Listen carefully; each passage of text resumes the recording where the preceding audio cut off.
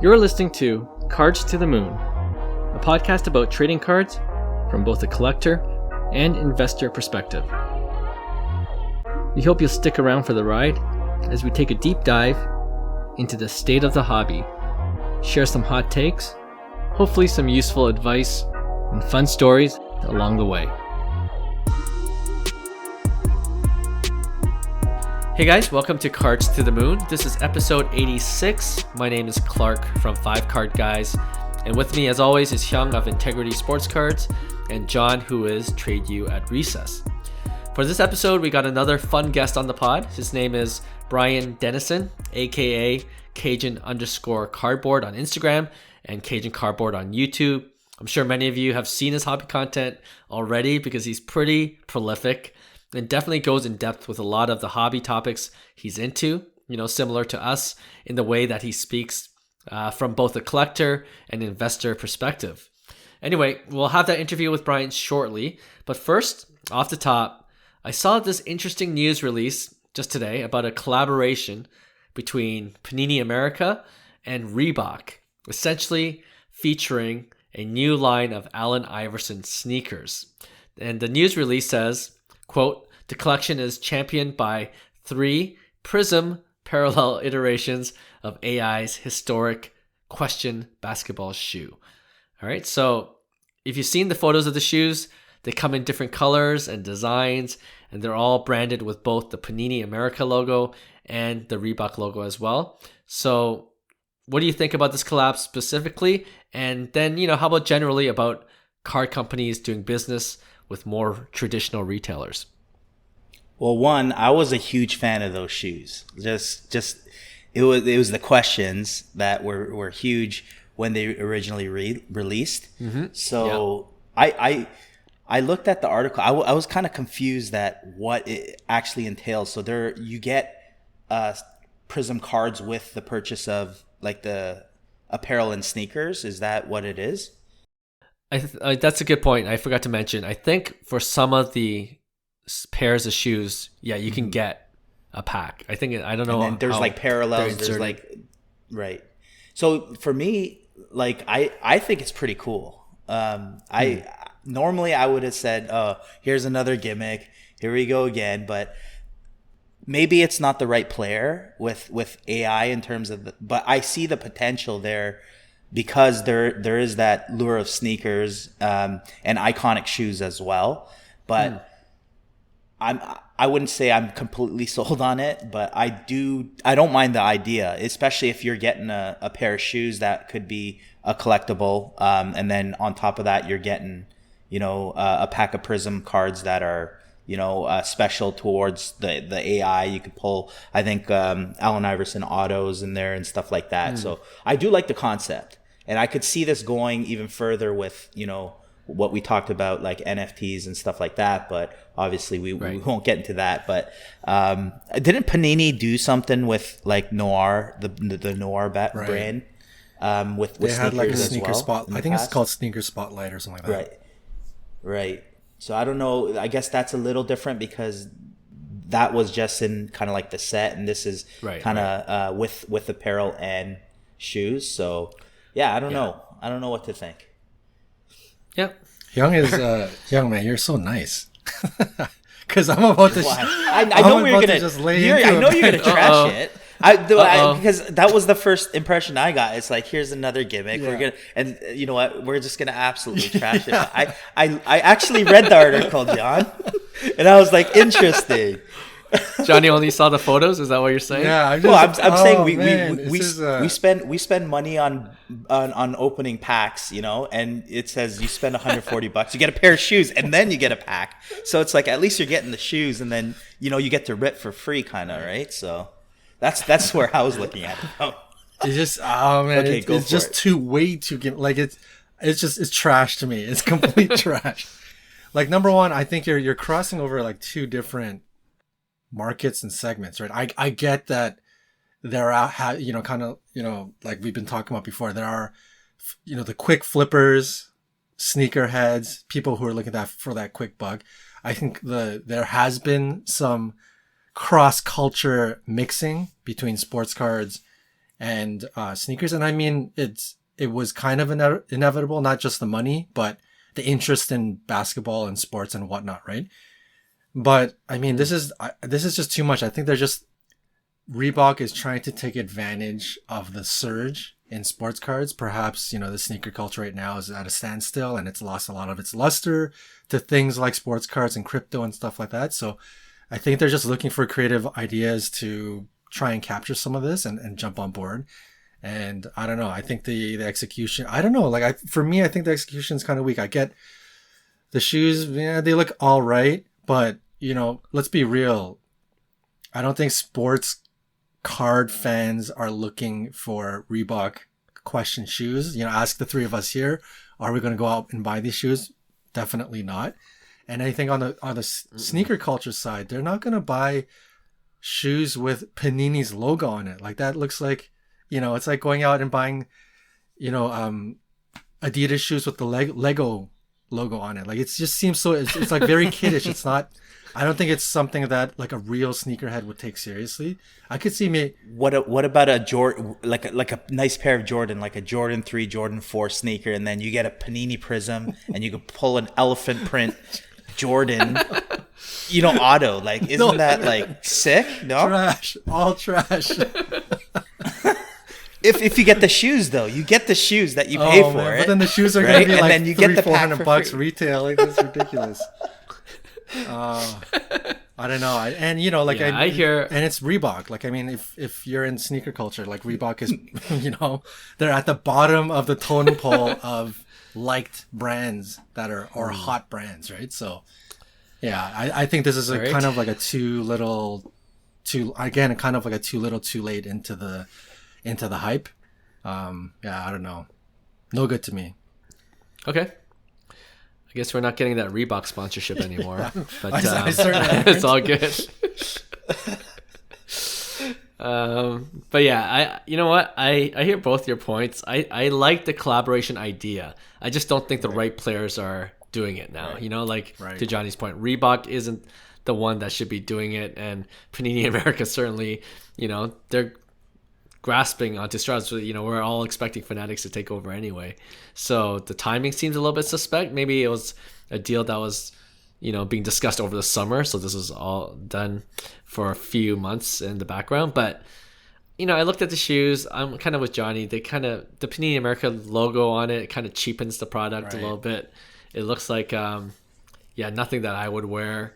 And I don't think any definitely not what you would wear, Clark. I couldn't see you. Yeah. And I think what I wear is just casual. I think Panini's really like misunderstanding what their brand means to the sports card culture, right? Because like Panini as a brand in terms of what we're buying for sports cards means something, but I think Panini, like the logo and their imagery, I don't think that really means anything to you, the three of us here, right? Like, even though I love Topps Chrome, are you going to see me with like a Topps Chrome hat? Like, no, you're not, right? I would rock a Topps Chrome hat. I would rock maybe a Topps it's Chrome a bad hat. example. Maybe not Topps. Yeah. But you know what? Maybe but you kind of like a Panini Flux. Exactly. Like we're not going out and trying to rock Flux. like a Panini t-shirt. I mean, the actual logo itself is not doing anything for us, right? It's more about the cards and the players and the whatever you're collecting, right? So I think they're just misunderstanding the power of their own brand, and thinking that if they just slap on the Panini onto like a Reebok shoe, it's going to be hot. It's going to be a hot item. But yeah, that's no bueno. Fair enough. I just think that we're going to see more of these kind of collaborations, to tell you the truth, as the hobby grows, and then they're going to look for ways to make more money. Some of them might work out, others might not. But I think it's a net positive for the hobby, in my opinion. Even if it doesn't work out, it certainly brings attention to it anyway. All right, with that, let's go now to the interview we had with Bryan. All right, we have another awesome guest on the pod today, and if you're a collector who's plugged into Instagram or YouTube for all your hobby news, you probably know Bryan Denison already, or at least have seen his content. He might be more familiar to you under his social media name, which is Cajun Cardboard. It makes total sense to me now, having just found out that Bryan is from Baton Rouge, Louisiana. So on top of his 4 to 5 videos he puts out on his YouTube channel, he also creates content for Luca Nation Network. And he's also a real estate attorney, as well as owns a few other businesses, which we'll get to in a second. He's also a big-time set collector, having completed and sold the iconic 1986 Fleer PSA 10 set. Wow. And he still, wow is right. And he says he still's got 2 PSA 9 sets, as well as 3 PSA 8 sets. We'll also talk about that as well. That's pretty incredible. So we're looking forward to getting to know Bryan a bit more on Cards to the Moon. So without further ado, Bryan, welcome to our podcast. Thank you so much for having me. I appreciate it. I've enjoyed listening to you guys, and like we were talking before we started hitting the record button, we got a lot in common. Like it's really cool when you see other people in the hobby that have so much in common with you. So I'm excited to join you guys tonight. Glad to have you on. Yeah. So actually, the first question we always like to ask our guests is, the origin story of how you came into collecting. How did you get into the hobby? For a lot of us, we collected as kids and then got back into it as adults, in the last few years. I know, Bryan, you returned to the hobby not once, but twice. So do you want to explain your hobby journey a little bit? Sure. Yeah, I got 3 origin stories. How exciting is that, right? The first one, I won't bore you. It was, probably similar to you guys. I was a little kid. I fell in love with collecting cards for the sake of collecting. There was no thought put into the value of the cards. I've got this weird set collector gene, like a lot of the people in the hobby that I'm sure you guys are friends with, and some of you may have the same gene where once I start something, I just need closure. I want to get to the end of it. And so early 80s, I'm 48 years old. So early 80s, I'm, 8, 9, 10, 12 years old, whatever. I'm trying to put together, baseball cards, almost exclusively baseball cards in the 80s, because that's what everybody was doing. Mm-hmm. And so I'm collecting team sets and trying to collect the 1980 Topps set, no concern for condition or value or anything like that. And then did that until about 1990, and then girls and college and, anxiety and just all these other things that, take priority over, collecting cards. And plus it was the junk wax era, and it did start to fade a little bit. So I got out for almost a decade, came back in just in time for the LeBron, Wade, Melo boom, around 2000, came in, collected through 2004, just a little short 4-year window. And guys, then I started having kids, man. I have 7 kids. I'm married. My expenses exceeded my revenue at that time. So I've been working for, 15 years to try to catch up, and make more than I spend on those kids, educating them and feeding them and clothing them. And sure.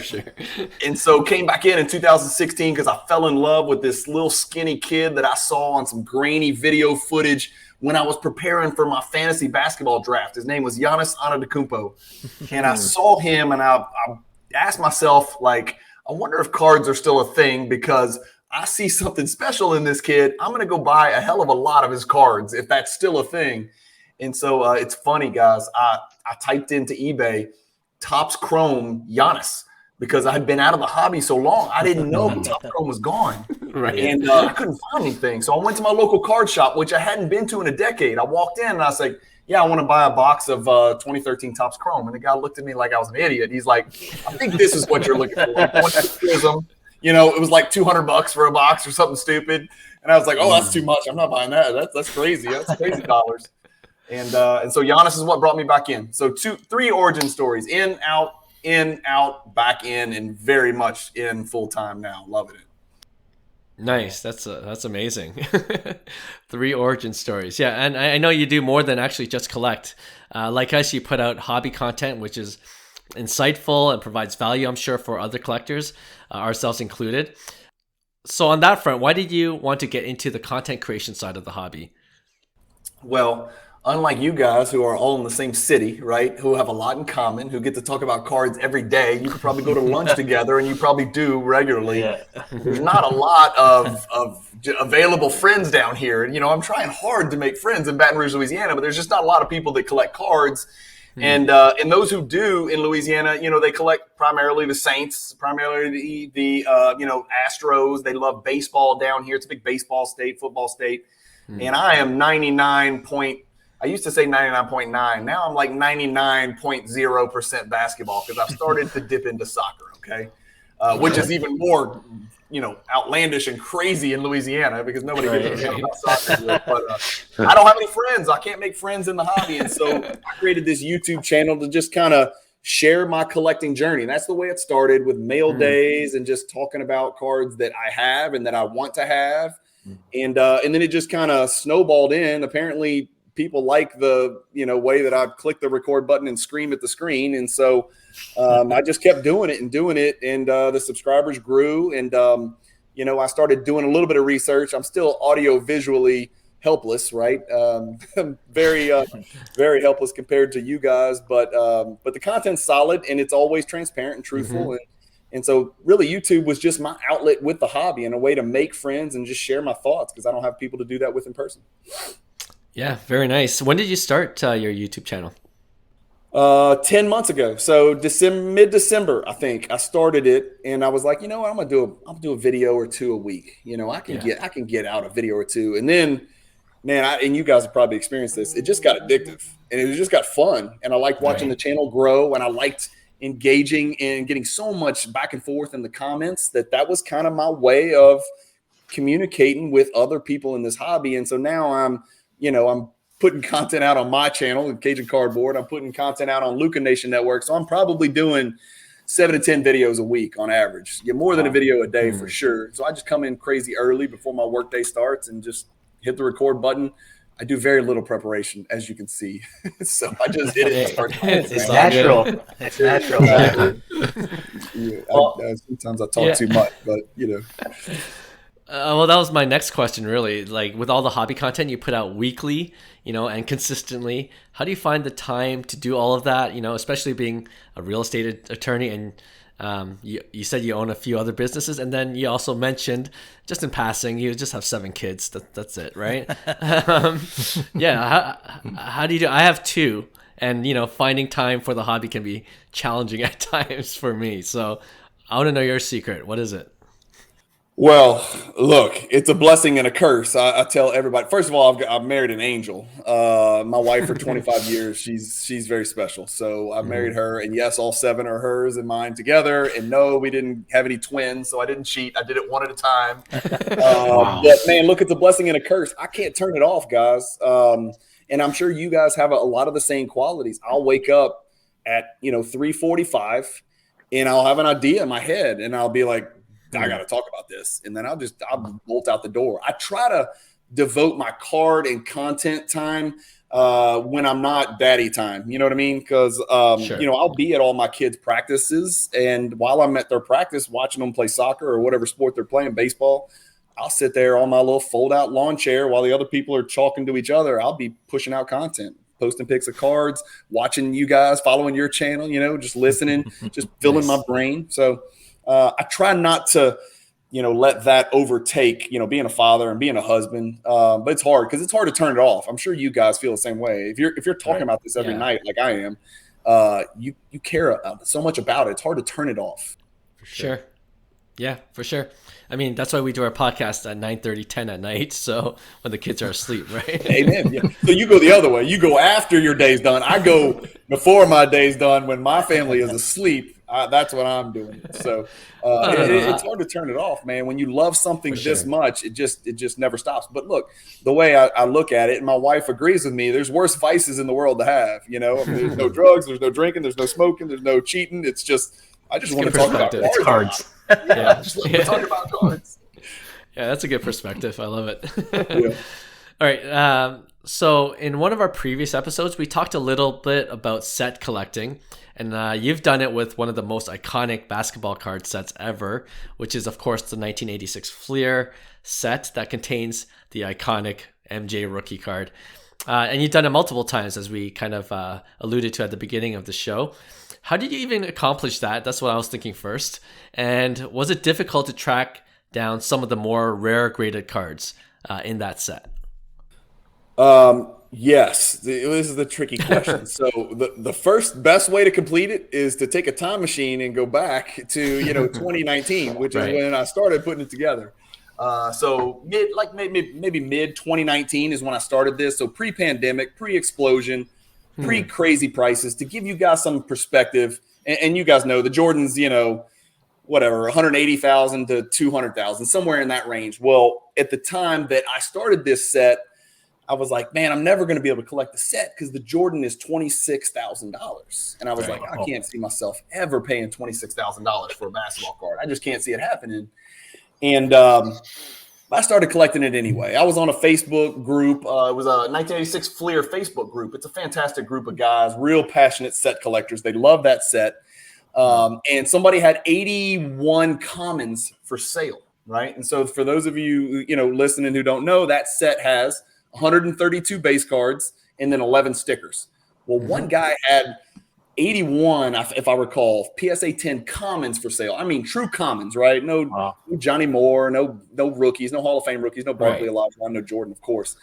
And he wanted to sell them as a lot.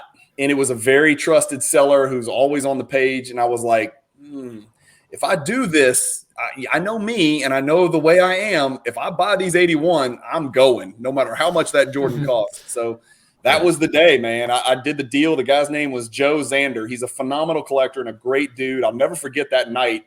I spent more money than I was comfortable with on a bunch of no-name dudes from this set. And the rest is history, guys. The rest is history. I was like, well, the way I looked at it, I was like, man, I'm over halfway done. Of course, I didn't have any of the Hall of Fame rookie cards. I didn't have the Kareem sticker or any sticker.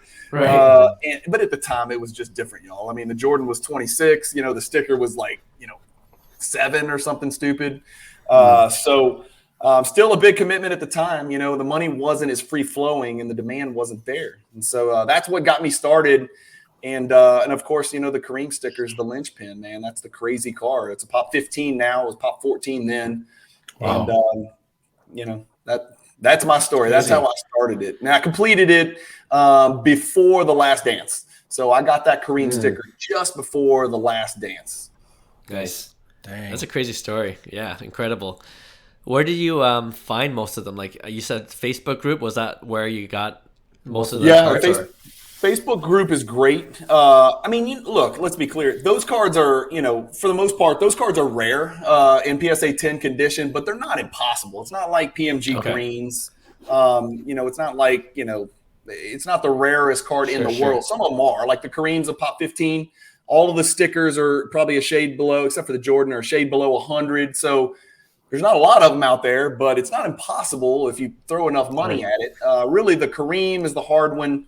There's some really unique cards, like the Checklist PSA 10 at the time was like $5,000, and the Johnny Moore I paid $10,000, but that card got all the way up to 90, and now it's come all the way back down to like 25 or something like that. So that set has been on a wild ride. And, the best story about my set chase and subsequent sale is a sad one, is that, I turned down, I hate to say it, but I turned down almost $2 million for the set, man. I turned it down. I did. Lesson learned. I did. Swear to God. I had a soft offer for $2 million from a private buyer that a broker, put in my path, and I was like, man, this is my everything. This is the foundation of my collection. Like, people have cards that are their grails, right? We talk about that all the time. Yeah. This was why I was in the hobby. This is my favorite thing about my collection. So it was just hard for me to turn it down, and I ended up doing okay.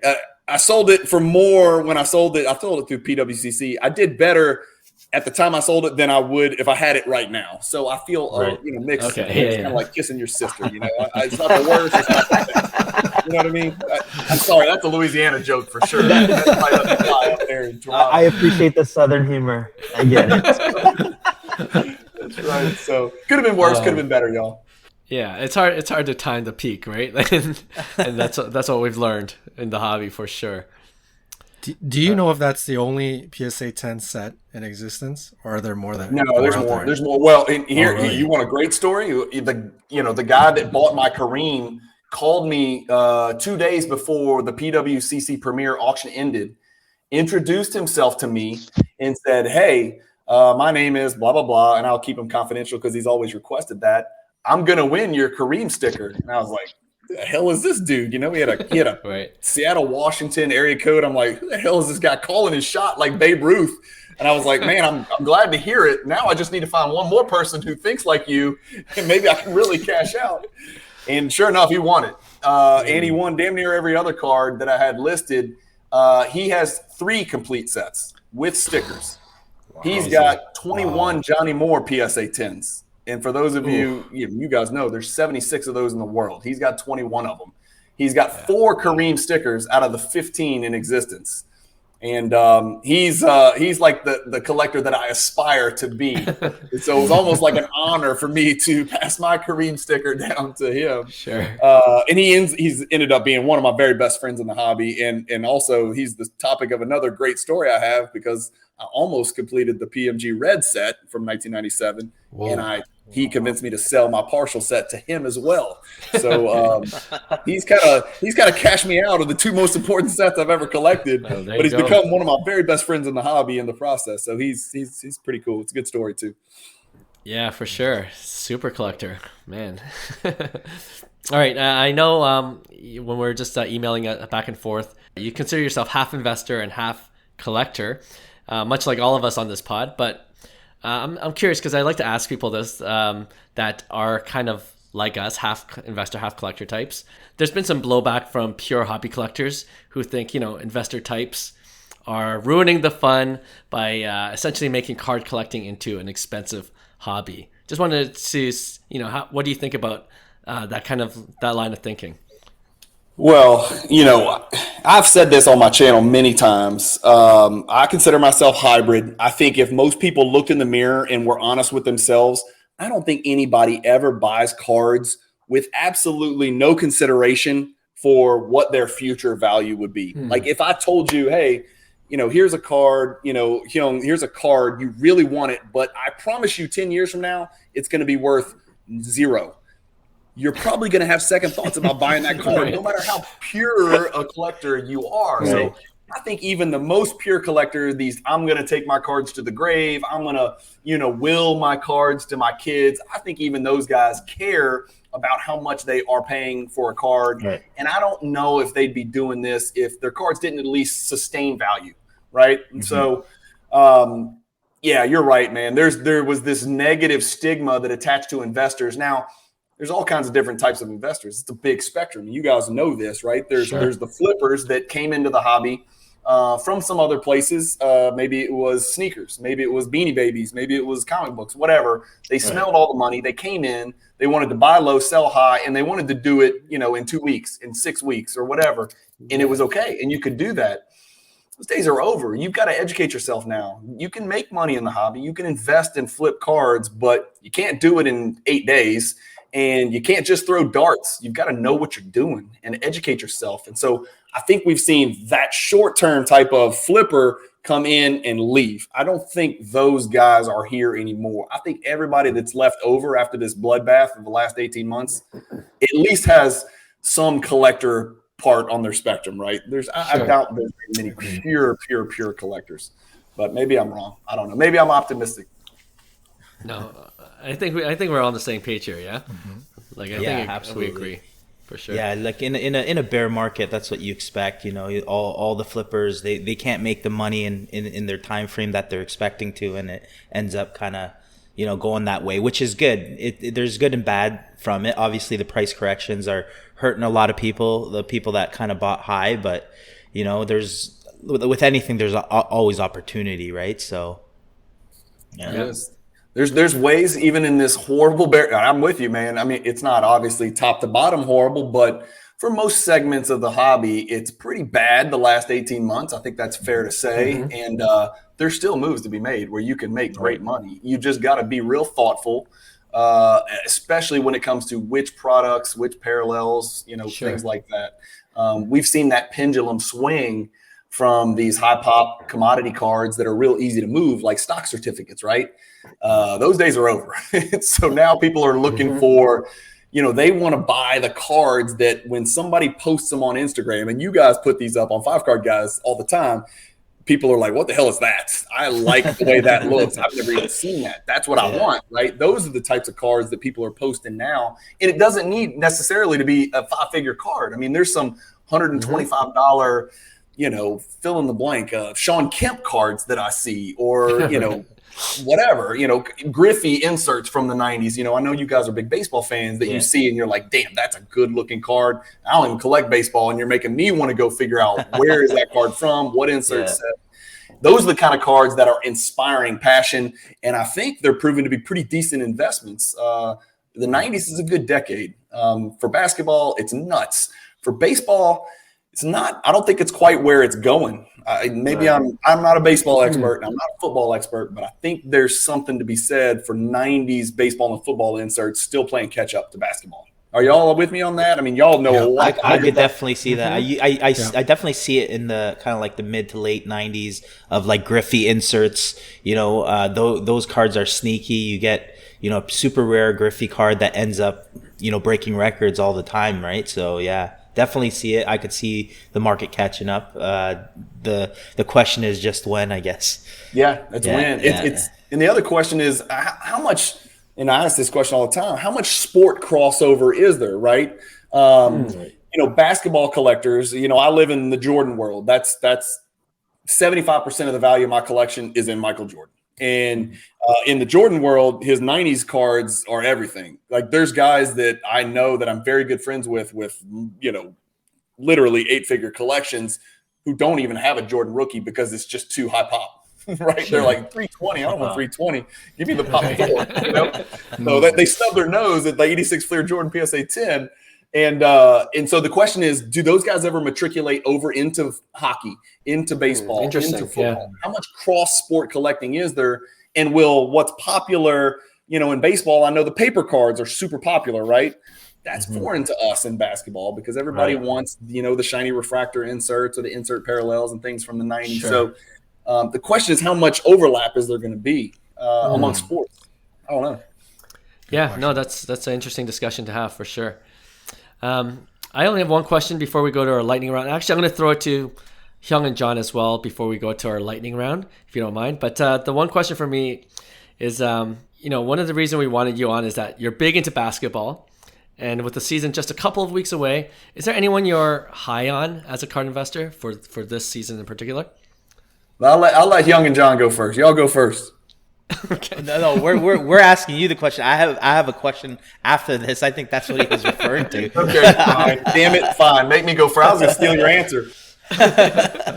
Look, I don't call myself a super collector of very many players, but I would consider myself a super collector of Anthony Simons.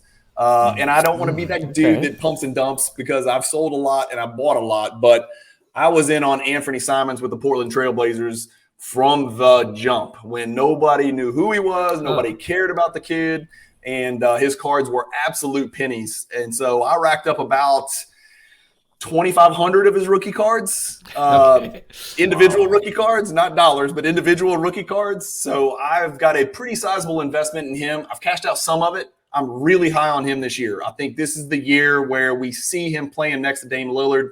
Let's see if he takes that next step and kind of replaces C.J. McCollum as that secondary scorer on that Blazers team. He just oozes so much potential. I'm super high on Anthony Simons. And again, I am not objective. I am extremely biased. So let listeners know, yes, I'm very biased. I've got more Simons than most. Kevin Porter Jr., also biased, but another guy that I'm crazy high on. Those two guys really come to mind. I think as far as guys from last year's rookie class, they're going to take the biggest jump. I see Cade going bonkers, man. I saw in the second half, and I don't own a single Cade Cunningham card. His price point was just too high coming out of the gates. I see Cade taking a massive step forward into one of the 20 to 25 best players in the league. He's put on a bunch of muscle. He's on a better team. They're still not relevant, but they're a better team. Sure. And I see him taking a massive step forward. I saw glimpses of Doncic-type potential in the second half of the season, right? It started to click. The game slowed down. He felt more in control of games. He let the game come to him. He got his teammates involved. I started to see that super high usage rate, big, strong lead guard who wear every single possession for the Detroit Pistons was dictated by Cade Cunningham. It was either him taking a shot, him creating a shot, maybe him turning it over, or him getting fouled. So his usage rate kind of jumped in that second half. I see a huge jump forward for Cade Cunningham this year.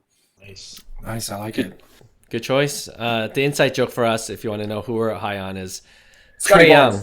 Scotty Barnes, too, of course. Y'all better damn well say Scotty Barnes. You better say Scotty Barnes. Young get run out of town. We love Scotty. He's our boy. But yeah, Trae Young. Do you have any idea why the hobby doesn't like Trae Young? Well, here's the deal. His cards went up too fast. And that's not unique to Trae Young, right? But I think Trae Young is going to be inextricably linked to Luka Doncic for the entire rest of his career. Right. Same draft class, same position. They're both point guards theoretically. And then they were traded for each other, for God's sakes. And so he holds the fate of those two franchises are always going to be linked. Those players are always going to be linked. And they were both there. Doncic and Trae Young were both there at the hobby explosion. I mean, that was the absolute heart of the basketball explosion post-pandemic. And, he's always going to be compared to Luka Doncic. And for a while there, it was like Luka or Trae. And I don't think anybody can realistically look at those two players and put Trae in the same conversation anymore. Great player, absolutely great player. I think Luka's just transcendent, man. I just do. And so on those Trae cards, kind of trailed Luka. They both kind of went up into the right together. I just think the Trae cards are going to come down a little bit harder because all the problems with the Luka cards, with the high population and whatnot, those also apply to Trae Young. Right. But I just don't think he's ever going to be the player that Luka is. He just doesn't have the same, talent framework that Luka has. That's just my personal opinion. Still, great player, 10-time All-Star probably, All-Pro, all those things. But, man, Luka's a whole different breed. Yeah, very fair. That's a great take. Hyung, you said you had a question for Bryan? No, this is probably more on the content creation side because we like to kind of bring it up, and especially in the hobby when we talk about Instagram and Facebook and how the more you're active, it's easier to make deals. In terms of content, obviously you have a YouTube channel and you're pumping out content. How has that, I guess, benefited you in terms of making deals, like having trusting deals that I guess benefits you because you are credible. People trust you. And that's kind of like what we've been talking about, and the importance of kind of like social media and how it ties into all of this. It's definitely benefited me. I will tell you this. It led to me acquiring 2 of the 3 biggest cards in my entire collection. A watcher of my channel, a subscriber, and a frequent commenter put me in touch with a big individual selling some absolutely monster Jordan cards. And I had first look at them, and I got a deal date. And so I know you guys are experiencing the same thing. Y'all are bigger than I am, so I'm sure you're experiencing the same thing. The beauty of it is nobody needs to vet people like us because there's nowhere for us to hide, right? Like if Bryan from Cajun Cardboard screws somebody over, I'm done, right? So you're already there, Not that we would anyway, right? I mean, we love the hobby, and if we're making content, we must really love the hobby. So there's nowhere for people like us to hide. I mean, if we do something wrong, we're going to hear about it. And so I think people know that. And when you listen to somebody talk for an hour, 7 times a week, 7 hours a week, at some point you almost feel like you get to know them. Like before we got on, I felt like I knew you guys better than a random stranger in the hobby. I listened to 25 hours of you guys talking. That's awesome. And so, I would feel comfortable doing a deal with you guys. I wouldn't ask for vouchers. Right. Yeah, exactly. Y'all are the 5-card guys from Cards of the Moon. I don't need a vouch, right? I know who you guys are. And so I think people feel that way with me, or at least I hope they do. But I'm sure you guys experience the exact same thing. Deals have to come across the table for you guys that wouldn't ordinarily if you weren't doing the pod, right? Absolutely. Yeah, for sure. Absolutely. 100%. No, that's why we say it, because we do use we encourage people to make content, go out there and kind of like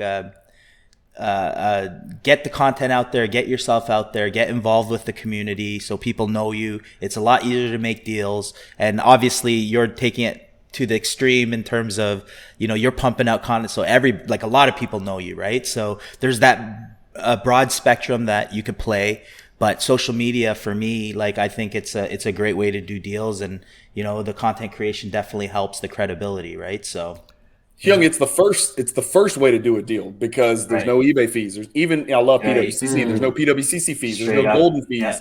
You don't screw with taxes. You don't have to, all this stuff that, let's just get the deal done. And if you find that trusted seller, going back to my set deal, I sold that in a private deal, no questions asked. There was no questions asked. I knew who the guy was. I've seen his collection, and I knew from the jump, this is a big sale for me, but this is not really a big buy for him. And so I had no qualms, no concerns at all. And we talked about, my ability to buy cards and have access to certain cards because of the content that I produce, and people kind of reaching out to me, cards they want to sell to me. But it works the other way too with cards I'm trying to sell.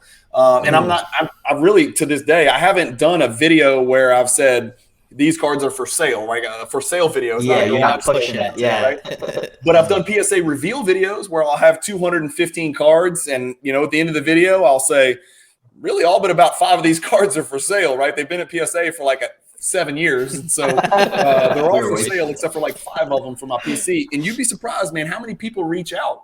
I posted on Instagram. I'm collecting the 2012 Prizm basketball base set in PSA 10. I posted a picture. I have a bunch of duplicates because I'm trying to put the set together. So I had tons of duplicates. I'm talking like probably 170 duplicate slabs. Wow. Posted a picture. I sold 135 slabs in about 4 hours. No questions asked. They didn't vouches, vetting. They knew who I was. They knew I had the cards because they'd seen me reveal them.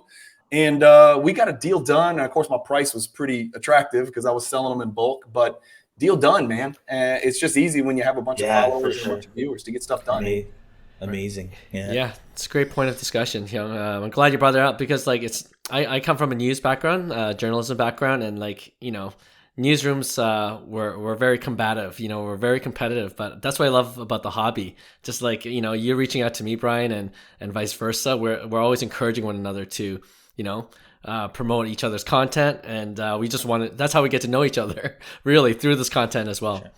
I don't know if you're supposed to promote other people's content, but I do it all the time. I mean, guys like you, I don't know if you've listened to Rob, the sports card therapist. That's how I got affiliated with the Luca Nation Network and Andrew and Cage and those guys. And you guys, like, if I see something that I like, whether it's a product, a platform, a sales data company, another content creator, I just tell people the truth. I think this is really good. You guys should check it out. I like it. Maybe you'll like it. That's the way I've always kind of done the hobby. I never tell people what to do, but I tell people what I do and what I like to do and let them figure it out for themselves. Maybe it's not the right fit for them, but I never have a problem promoting other content creators. There's some good ones out there. Yeah, for sure. Right. Johnny, you got a question? Yeah, Bryan, I got to ask. Favorite PC card or a PC card that comes with a cool story? Well, favorite PC card. This is my I'm taking it to the grave collector story. The last card I'd ever sell in my collection is my 1997 PMG Red Jordan. So that's the centerpiece of my collection. It's the best card that I have. It's the most valuable card that I have. It's the card that I like the most. It's the card that means the most. And the funny thing was I won it during an auction, and I was away on one of my kids' soccer trips, and I was asleep. Woke up the next morning, I was like, oh, I guess I won it. So one of those deals where, when you're comfortable with the price, sometimes you just set it and let it ride. And if I get it, I get it. And if I don't, I don't. And I woke up the next morning at the hotel, went down to get my coffee, checked my phone. It's like, congratulations, you won a really big card. So that PMG Reds was number one. So for sure. Wow. Most of my biggest cards are all Jordans. So there's a lot of them that mean a lot to me for sure. Right. Yeah, it's a big card. Nice. All right. We really had fun just catching up with you, Bryan, and just, learning more about you as a collector, as a hobbyist. What we like to do with our guests to end off our interview is just a quick lightning round of questions, if you're up to it. Of course. Awesome. All right. So actually, number one, you've already answered. It was, what's the most valuable card you currently own? I guess it's a red PMG. Is there a card, I'm going to just kind of rephrase it this time. Is there a card that you absolutely love that's, financially not worth that much, but you just love it anyway? Yeah, and it's funny because this is not going to be lightning. Is it okay if I take a 30 seconds? Yeah. I told you all the first card show I ever went to was the National in Atlantic City, And I had maybe 30 days before the National, I just started collecting Damian Lillard. And I wanted an active player who I liked on and off the court, who had a little bit of tread left on the tire, still had some career left, who was very affordable. And I wanted somebody who was playing now, because I spent so much time with Jordan and LeBron and cards in the 90s that I hadn't collected any ultra modern stuff, and I just wanted to get to learn it better. So I started a Damian Lillard collection. Well, when I got to the National, I saw Riverfront Collectibles. I don't know if you know Dave Owens. So I saw him very early on. I think it was like I got up there on Thursday, and on Thursday I saw a 2013 Prizm Gold Damian Lillard BGS 10. And I think it's a pop 2 or 3.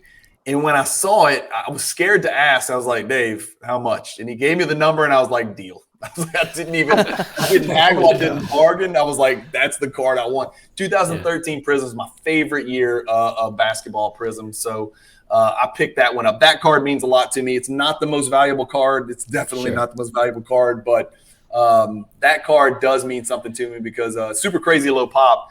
And I don't have a lot of gold Prizm cards, and I'm not a lot of gold Prizm cards in BGS 10 labels. So that one does mean something. It's a nice card. Yeah, beauty. All right, question number 2. Everyone is expecting Fanatics to be bought out by Panini America any second now. What's your initial thoughts if that happens? Yeah, you mean Fanatics buying Panini? Yes. My thoughts are, and I did a great video on this. I don't know if you guys saw it, but it was like, what are the things that I hope Panini, that Fanatics does when they do acquire or when they do take over for Panini. And I think all of it for me stems to transparency regarding print runs. I want to know how many of every single card is printed. We know there's, I know it's different in baseball, football, and hockey, but like in basketball, we know orange is 49. We know gold is 10. We know black is 1 of 1. We know red is, 299, blue's 199. But I don't know how many base were printed. I want to know how many base were printed. I want to know how many insert base were printed. I want to know how many of every single card was printed. And I think the hobby has a right to know. I think the reason we don't know is because the manufacturers don't want us to know because it's a scary number. But I think that's kind of, like not telling your kids about Santa. You don't want them to know the truth from themselves, But I think we can handle the truth, like Jack Nicholson said. But, I'd like to know how many are out there on everything. Let us make our own decisions. And so by doing that, I think that would solve a lot of the other problems. And then we can get away from sticker autos, right? Then we can get away from non-game worn patches. Then we can get away from 35, and there's probably more baseball than basketball, 35 basketball products every year or 40 or whatever it is. I don't know. Let's get back to 12, man. Let's get back to 1 a month to where every product means something. I don't need Chronicles. I don't need Recon. Baseball seems to me like they have more than basketball. Is that crazy? I don't know anything about baseball. Do they have more? Basketball actually might have more, believe it or not. Probably pretty close. It's pretty close, But basketball obviously has less players, It's just too much to me, And then within those products, there's like I saw something the other day where like there's a basketball player and he's a 2021 rookie. He's got over 1,000 1 of 1 cards. That's ridiculous. That's absurd. There's 1,000 unique 1 of 1s of 1 rookie. That is stupid. Ridiculous. Yeah. It ceases to be a 1 of 1 when there's 1,000 options to choose from. You know what I'm saying? Absolutely. So they got to curb it. They got to stop it. And everybody's saying the same thing. I'm not saying anything that's novel or unique. I mean, if they're listening and they've got their ear to the ground, they're going to know what collectors want, what investors want. I mean, even investors don't want all these cards, right? It's devaluing the product. So more is not always better. In fact, more is definitely worse, for sure. All right. Love it. Awesome. Brian, you start that petition up against Fanatics, and I'll be the first to sign. Fair enough. Well, I'm not going to get Fanatics as a sponsor of my channel if I do that, so I don't know. As content business decisions. Yeah, it's true. As content creators, we got to rethink all this. Okay? That's right. All right. Next question. We actually had this discussion. I think it was in last week's episode. What are your thoughts on Zion Williamson and his rookie cards going into the season? His rookie card values. Well, I'll tell you right now, from a transparency standpoint, when I own a billion of a card, I'll tell you. And when I own 0, I'll tell you. I own 0. I don't own a single Zion Williamson card. Not one in my collection. and I live 50 miles away from New Orleans. So I love the kid. I hope he succeeds because I'd like to go down and watch 10 or 12 games. I mean, I'm jealous of you guys. You guys get to watch an NBA team, and I get to go watch this G League Pelicans team, who's missing their best player. So it's really, I'd like to see Brandon Ingram play next to Zion Williamson for a bunch of games in one season, please. Can I please have an elite NBA team in my state and save the franchise, for God's sakes? I mean, Zion's really – he's the lifeblood of this franchise. If this goes south and Zion bails, which is good he extended, but if he bails or if he fails, from an injury standpoint, I worry about the future of this Pelicans franchise. I like him.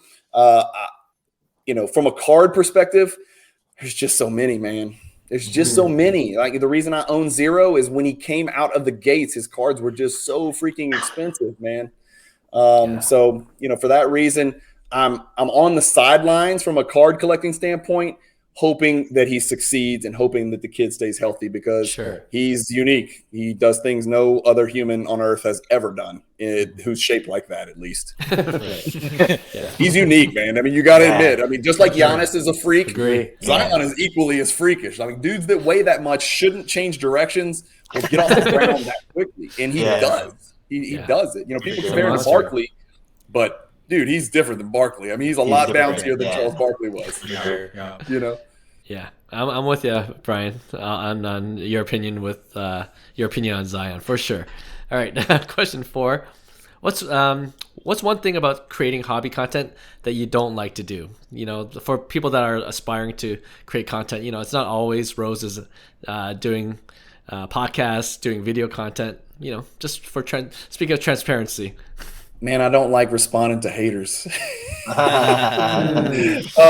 Good one. I end every single video with keep collecting, stay positive in the hobby, and peace. And I do a pretty good job of staying positive. Sometimes I mumble under my breath off camera when I get, the occasional stray, bullet content, comment to my channel where somebody doesn't like what I say. But that's it. It's just the occasion. It's like 1 out of 1,000, man. And I'm sure you guys get the same thing. It's literally when you got that many people listening to you, and it's no coincidence that the bigger our channels get and our pods get, there's a few more that trickle in. And I don't like to block people. I've probably blocked, I got 1,700 subscribers. I've blocked 2, who are just, it's like, you're out of line. It's just not okay. It's classless. And so I'll block them. I don't like that. And I remember those comments more than I remember the 99% good comments, and I don't know if y'all are the same way, but that's the one thing that I don't like about content creation, but I know it comes with it. And, for sure. Get worse probably. At some point I'll slip and say somebody's a terrible player and I'll get another one, You've made it when you have haters. Yeah, I guess. Whatever, man. Yeah. That's what we say. I'm a small fish in a small pond. I don't know what y'all are talking about. This ain't Toronto, man. This is Baton Rouge, Louisiana. Fair point there. All right. Last question. We always end our quote unquote lightning rounds with this, but because we are from Canada, we always end this round with a Canadian centric question. So, and I know you're into basketball, so the question really is, how do you think Scotty Barnes will follow up his Rookie of the Year season? I talked about this because I've been doing a lot more fantasy basketball content, guys. And I'll tell you, this Dynasty League that I was telling you about, I've been in this Dynasty Fantasy Basketball League for almost 25 years. Scotty Barnes is on my team. I drafted him as a rookie, so I'm super excited. I love him. I love everything about him. I see a little Kawhi to his game, right? I think he might even be a little bit longer, but I see a little bit of Kawhi to his game. I see a little bit of Giannis, not quite as freakishly insect looking, but something like that and doing some of the same things. The biggest question mark about Scotty Barnes is how proficient does he become as a three-point shooter? That's it. It's where does he take that next step? Usually you see these elite. He's elite, man. He's going to be an all-star. There's no question about that. He's Rookie of the Year for a reason. He's going to be an all-star. The question is he a franchise guy that can lead his franchise to a title? There's not very many of those guys, right? There's really not very many of those guys. He's a clear-cut all-star. He's a clear-cut fringe all-NBA player at one point. I think he's the best player on Toronto this year. I think this year he takes that mantle. I think Van Vliet will very willingly hand that over, and I think Siakam was kind of in the picture. he's just more talented than Siakam, man. From a skill standpoint, he just is. Siakam's got a great motor. But Scotty Barnes is the class of that franchise. I don't know if you guys agree. I might have just lost you. But do you like his card prices? I'll be honest, I haven't looked because I live in this weird world where I'm collecting 90 stuff, and then Lillard's really the only ultra modern guy that I collect. I haven't looked. If I was gonna mess with Scotty Barnes, it would be in the NT RPA or the Gold Prizm range. And I don't know if I personally could ever pull the trigger on that, because when I look at cards that are probably $15,000, I think about what I could buy in the Michael Jordan world with that $15,000. You know what I'm saying? Sure. So that's just the way I'm built. I wouldn't be able to tell you the first thing about Scotty Barnes basketball cards. Scotty Barnes, the player, I've watched a lot, and he's not your typical second-year player. He's going to take a big step forward. I really think so. Yeah. Nice. The question is Fred VanVleet going to eat his way out of the league? When is that guy going to get in the weight room and start lifting and get on the treadmill? I mean, damn, man, they need him. What do y'all think about Malachi Flynn? I like him. He's got potential for sure. He's nice. I mean, yeah, he's inconsistent, but in those summer league games, he plays amazing. Yeah, I know. I think he just doesn't quite have that true green light. You know, I think he needs that. Like Anthony Simon's in the same kind of boat. He's like, am I allowed to shoot?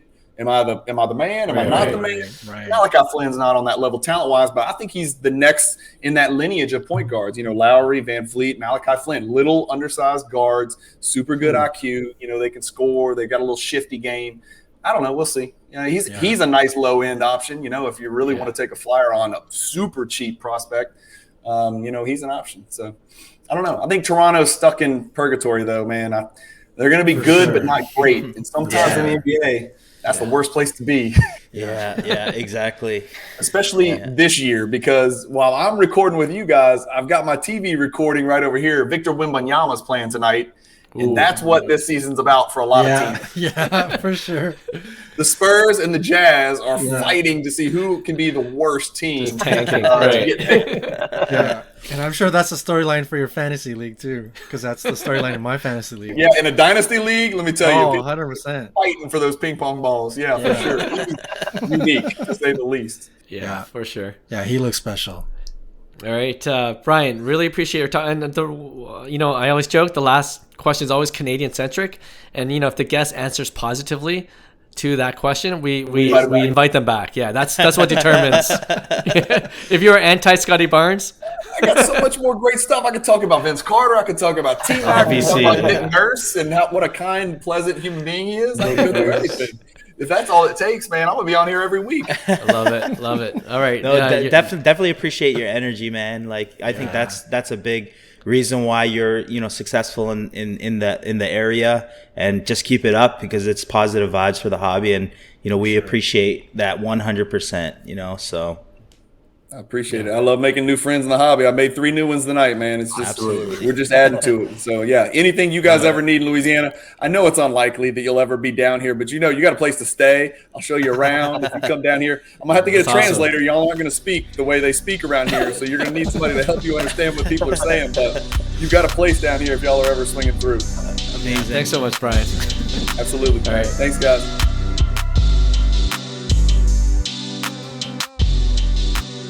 Okay, we're back. Thanks again to Brian, aka Cajun Cardboard, for joining us on the pod and sharing his hobby journey with us.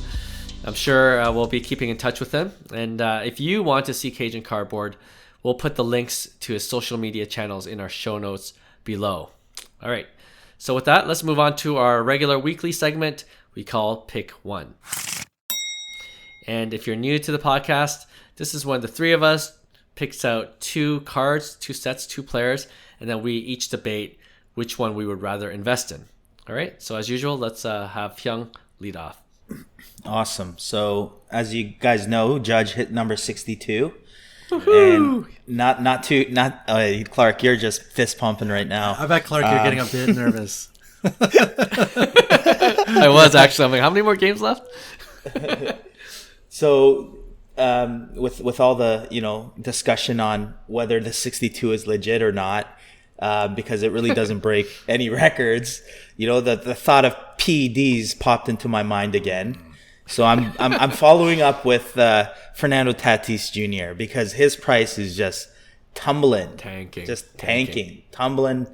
And his 2016 Bowman Chrome Refractor Auto, right? So it's his Grail card, Refractor Auto, number to 499.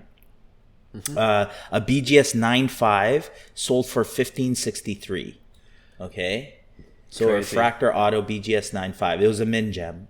So I'm gonna pair that up with our hometown boy, Vladimir Guerrero Jr. Same card, same year, 2016 Bowman Chrome. Vladimir Guerrero Jr. Refractor Auto BGS 9.5. It sold for 2,000. So long gone are the days when Tatis outsold Guerrero. It's about a 25% markup from Tatis's price. Who are you buying and why? Man, that was the price of that's like the price of the bait, like a BGS 9 base from like a year ago. That's insane.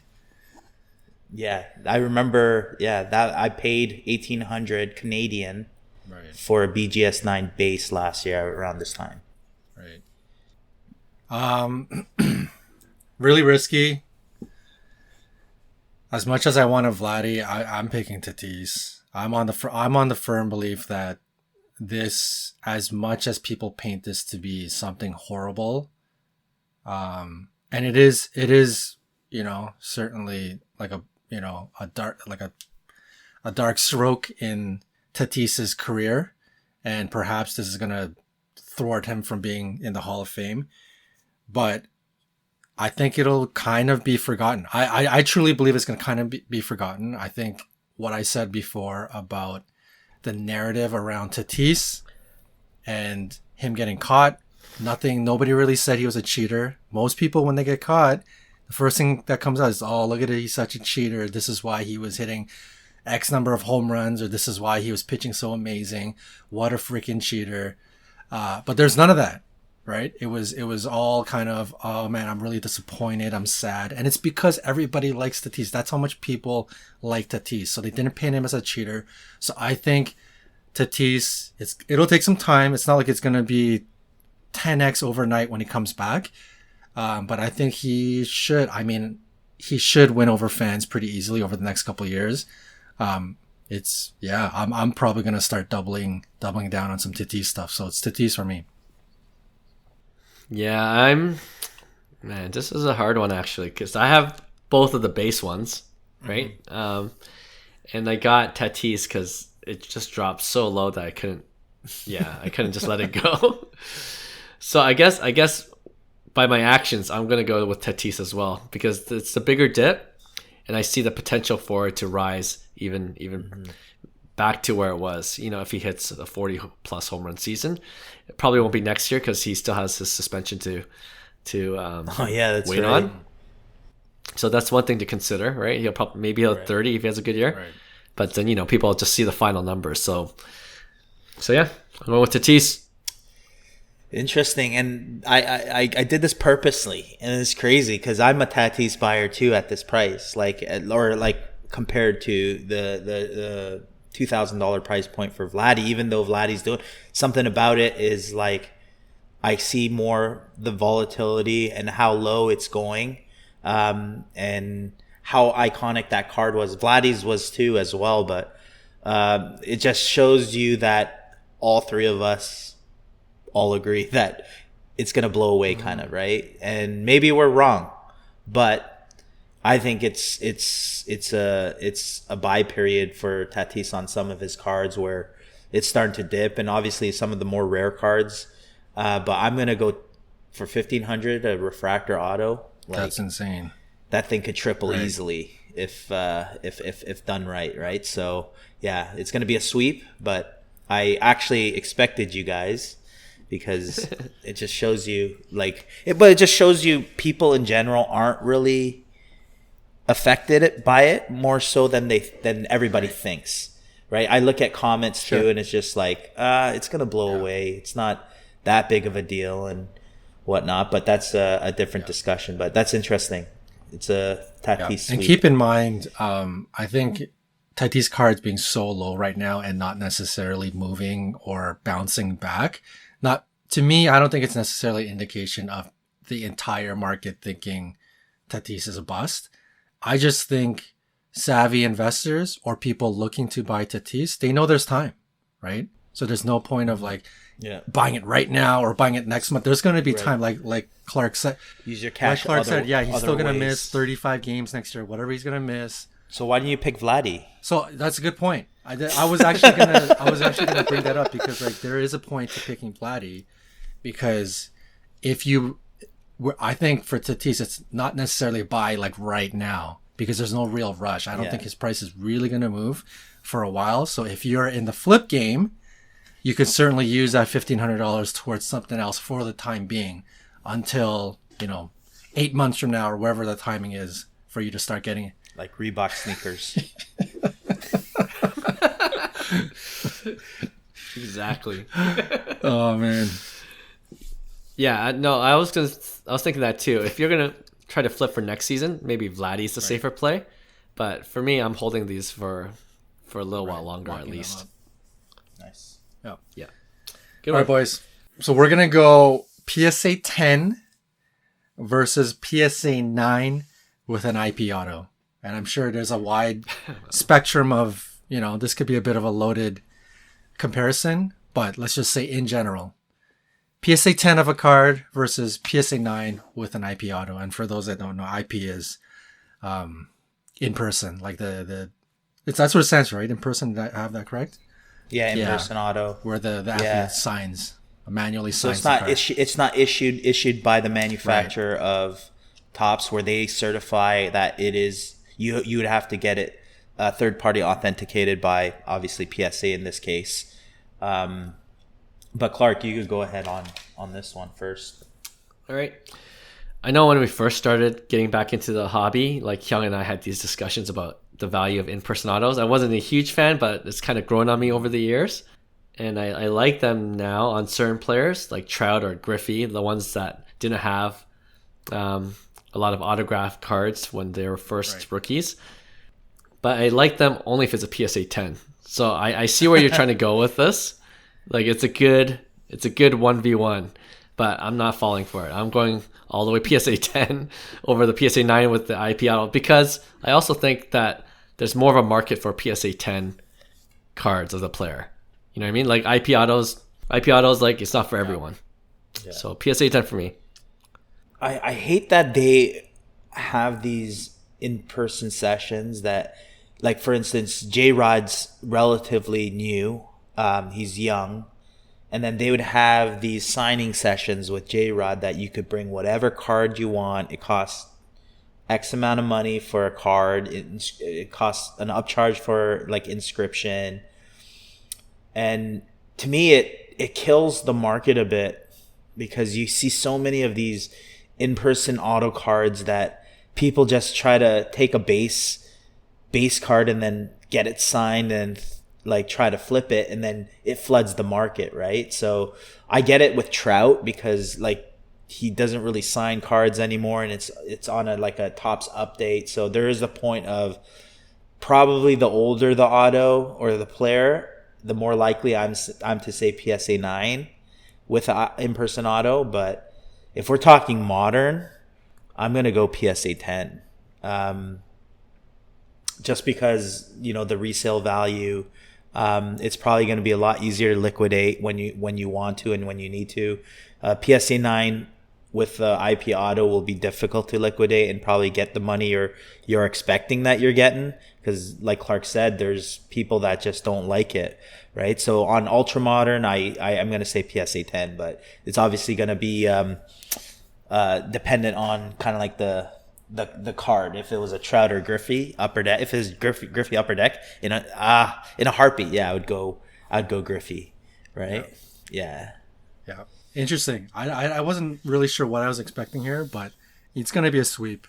I thought about it for a bit, and I think the three of us understand that IP autos are certainly underrated, and I think there is a lot of room for IP autos to grow in the future. Come on, because I mean, like let's face it, like as a collector, you have an autograph on card of said player or favorite player encased in PSA 9, which is mint. That's pretty awesome as a collector. That's let's call a spade a spade. I think that's a pretty neat thing to have. But yeah, I think the market that we're in right now, and even as a collector, you guys know me, I'm kind of a fickle collector. So if I'm kind of collecting, not necessarily something that's a PC that or has a story behind it that's meaningful to me that I got as a kid, if it's something that I'm purchasing for the collection, you know me, I like that 10, man. I don't want to see the 9. So I think if there's a 50-50 coin flip here, that wins over. So PSA 10 for me too. All right, 2 sweeps. All right, I like that one though. Okay, let's see what happens with this last one. One side you got Cade Cunningham National Treasures, number to 99, of course. RPA, PSA 8, last sold for about $13K, just under. Or the Cade Cunningham Blue Prizm rookie card, color match. The blue Prizms are numbered to 199, of course. PSA 10s, 3 of those. For about the same amount, just under 3 of them. You get 3 of them. You get 3. National Treasures. Pop 4 right now. What's the National Treasures out of? 99. Yeah. Let me just. The classic RPA. Yeah. Okay, I see. Is it a horizontal card? The NT, no. do you know if no? It's the vertical one, right? Yep. Oh man, 3 of them, eh? I thought you meant 1, but I guess times 3. You know what? I'm gonna go the blue Prizm times 3. I like the National Treasures obviously better. It's the better card. PSA, even though it's a PSA, it's still a good card. You know, it's tough to get, that card in anything higher. A good grade, period, right? That's why you see so many authentic auto 10s in that. But I just like blue Prizms are really nice, and you could liquidate them. You don't have to sell them all off in one go. You kind of sell one and then hold one. There's different options, right? And you got the color match, right? So. For me, it's a great card. The Prizm blue to 199, and you get 3 of them. Yeah, I'm gonna go with that. Dang. Yep. NT National Treasures all the way. Easy choice for me. I think number 1 is National Treasures. I think if Cade, like Cajun Cardboard was mentioning, he thinks Cade is gonna have a big season. I'm generally in agreement, and I think a lot of the basketball population out there, viewers, would probably agree. And I think to have the Grail card of Cade Cunningham, like that's the move right there. And I think, we talked about this before. Moving forward, this sort of like ultra modern space, we don't know what's going to happen, right? Like we don't know. Like Select is already almost down the gutter. All these different, parallels coming out. Who knows if Prizm will be king? We're assuming it will.